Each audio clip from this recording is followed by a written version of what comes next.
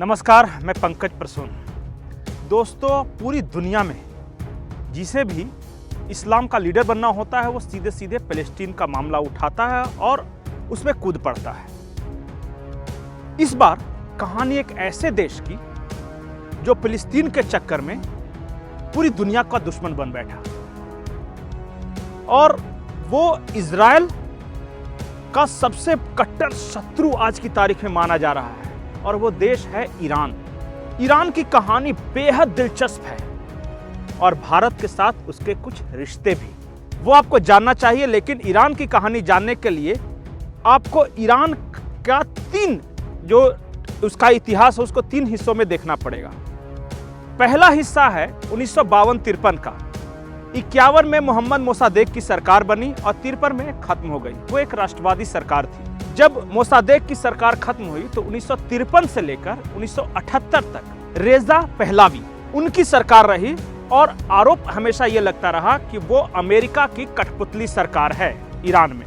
1978 में ईरान में इस्लामिक क्रांति हुई और इस इस्लामिक क्रांति के स्वरूप आर खोमैनी इनकी सरकार, इनके देखरेख में सरकार बनी जो कि आज तक जारी है। अब 1978 तक, जब तक इस्लामिक क्रांति की शुरुआत नहीं हुई थी ईरान में, तब तक अमेरिका से इस ईरान के रिश्ते बेहद अच्छे थे, क्योंकि एक तो पपेट सरकार का आरोप लगता रहा था 1953 से लेकर 1978 तक, और 1951 से 53 तक में भी जो मोसादेक की सरकार थी उनके साथ भी अमेरिका के रिश्ते अच्छे थे। अब जो नई सरकार बनी वो सरकार अमेरिका के खिलाफ। अब वो सरकार जब अमेरिका के खिलाफ है, चूंकि अमेरिका इजराइल को सपोर्ट कर रहा था तो इजराइल के खिलाफ भी हो गया। चूंकि सऊदी अरब और अमेरिका के रिश्ते अच्छे थे तो वो सऊदी अरब के भी खिलाफ हो गई। तो कुल मिलाकर इस्लामिक क्रांति के बाद जो बनी सरकार थी, अचानक उसे एक भूत सवार हुआ कि इस्लामिक दुनिया का लीडर कैसे बना जाए, और इसके लिए आर खोमैनी ने फ़लस्तीन का मुद्दा उठाया और दुनिया के सारे मुसलमानों को एक होने की बात कही। कहानी यहीं से शुरू होती है। वो कहानी क्या है, दिलचस्प है, भारत से जुड़ा है, वो कहानी हम आपको बताएंगे। लेकिन उससे पहले आप हमारे चैनल को सब्सक्राइब कर लें, इस वीडियो को लाइक कर लें। दोस्तों, 1978 में जब आर खोमैनी के देखरेख में ईरान में सरकार बनी जो कि आज तक जारी है, उन्होंने एक सपना देखा ईरान को इस्लामी दुनिया का लीडर बनाने का, और इसके लिए सबसे बड़ी जरूरत थी न्यूक्लियर बम की। ईरान ने 1978 में ही न्यूक्लियर बम बनाने के प्रयास शुरू कर दिए थे। उधर अमेरिका, इजराइल, सऊदी अरबिया, इन सबको लगा कि अगर ईरान के पास न्यूक्लियर बम आ गए, और खास करके इजराइल बेहद डरा हुआ था कि मिडिल ईस्ट में किसी इस्लामिक देश के पास न्यूक्लियर बम का होना, इसका मतलब इजराइल के डेथ वारंट पे साइन। 1978 से लेकर 1982-86 तक जो भी ईरान में न्यूक्लियर साइंटिस्ट होते, रहस्यमय परिस्थितियों में उनकी मौत हो रही थी, और आरोप लगा इजराइल के इंटेलिजेंस एजेंसी मोसाद पे। अब कहा यह जा रहा है कि ईरान में जो भी न्यूक्लियर साइंटिस्ट होते थे, इजराइल उसको एलिमिनेट कर देता था, मोसाद उसे मार देती थी। एक ईरान का इंटेलिजेंस एजेंसी है MOIS, मिलिट्री इंटेलिजेंस एजेंसी है।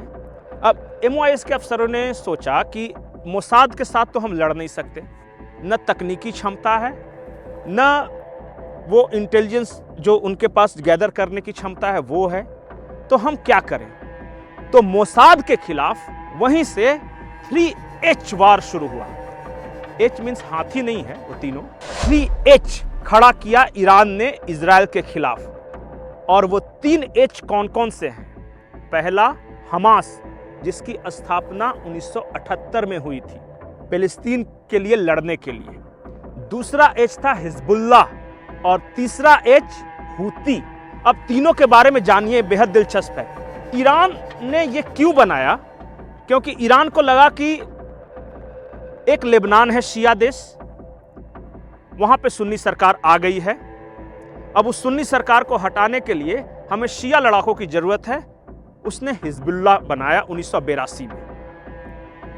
अब यमन की सरकार को सऊदी अरबिया, अमेरिका सब सपोर्ट करे थे, चूंकि वो सुन्नी सरकार थी वहां। तो यमन में लड़ाई हो गया शिया और सुन्नी। सुन्नी जो कि सरकार थी उसको सपोर्ट कर रहा है सऊदी अरब, अमेरिका, और जो वहां के लड़ाके हैं हिजबुल्लाह उसको सपोर्ट कर रहा है ईरान, या यूं कह सकते हैं ईरान ने ही बनाया ही है हिजबुल्लाह को। लेकिन 1982 में हिजबुल्लाह बनाने से पहले ईरान ने एक और एच बनाया और उसका नाम था हमास।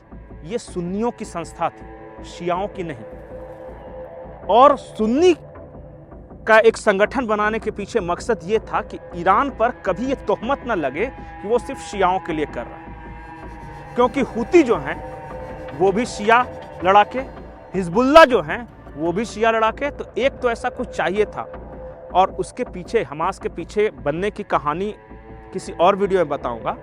लेकिन तीनों के बारे में छोटी छोटी जानकारी। 1978 में हमास की स्थापना की आरोप लगा ईरान पर ही कि उन्होंने बनाया। उसके 4 साल बाद 1982 में हिजबुल्लाह की स्थापना की।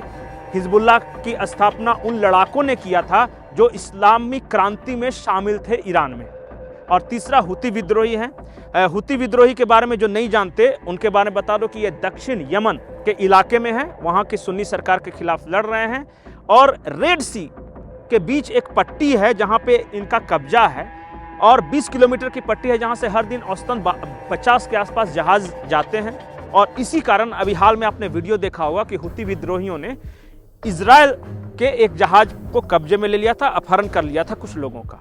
तो ये मोसाद के खिलाफ इजराइल के 3 एच हैं। कहानी अब आती है कि भारत इसमें कहां है। सऊदी अरबिया यूएई के साथ हाल के दिनों में भारत के रिश्ते अच्छे हुए हैं, और अरब में सऊदी अरब, यूएई सुन्नियों का सरताज है। इसी तरह अमेरिका के साथ भारत के रिश्ते अच्छे हुए हैं, इजराइल के साथ भारत के रिश्ते अच्छे हुए हैं। तो इनके साथ अच्छे रिश्ते होने के कारण अपने आप ईरान को यह लगता है कि भारत के साथ हमारा रिश्ता खराब हुआ है। भारत ने अपनी ओर से ऐसा कुछ नहीं किया है ईरान के खिलाफ, लेकिन ईरान को यह लग रहा है कि अगर इसी तरह भारत जैसा बड़ा बाजार, भारत जैसी बड़ी अर्थव्यवस्था अगर सऊदी अरब, यूएई, अमेरिका, इजराइल के साथ एक साथ इन लोग गठजोड़ बना लेते हैं तो मिडिल ईस्ट का मैं लीडर कैसे बनूंगा, मध्य एशिया का। और इसी कारण ईरान ने अब एक और बदमाशी शुरू की है, और वो बदमाशी है पाकिस्तान के जरिए। आरोप ये है कि हाल के दिनों में, हफ्ता 1 महीने पहले के ये आरोप हैं, हाल के दिनों में हुती लड़ाकों की मदद से और पाकिस्तानी उग्रवादियों की मदद से विदेशों में ईरान ने कुछ भारतीय इंटरेस्ट को टारगेट किया है। और कतर में जो 9 नौसैनिक पकड़े गए हैं, आरोप यह है कि ईरान ने ही उन्हें पकड़वाया है। ईरान ने ही कतर के जो वहां की सरकार है उनको ये खुफिया इनपुट दी थी कि आपके यहाँ 9 नौसैनिक है जो इजराइल के लिए जासूसी कर रहे हैं। आरोप सही है या गलत ये मैं नहीं कह सकता, लेकिन जो 9 नौसैनिक जो फंसे हुए हैं कतर में, उस पूरी साजिश के पीछे ईरान का हाथ सामने आ रहा है। तो मध्य एशिया में भारत, अमेरिका, इजराइल, सऊदी अरब और यूएई के बढ़ते प्रभाव को रोकने के लिए पाकिस्तान, ईरान और चाइना ने एक साजिश रची, और उस साजिश के कारण हमास के लड़ाके इजराइल में घुसे। अब इजराइल ने जब हमास के लड़ाकों के खिलाफ ऑपरेशन किया तो इससे मुसलमान बनाम यहूदी के जंग के रूप में एक नैरेटिव सेट किया गया, जबकि असली लड़ाई मिडिल ईस्ट, मध्य एशिया का किंग कौन, इसके लिए है। नमस्कार।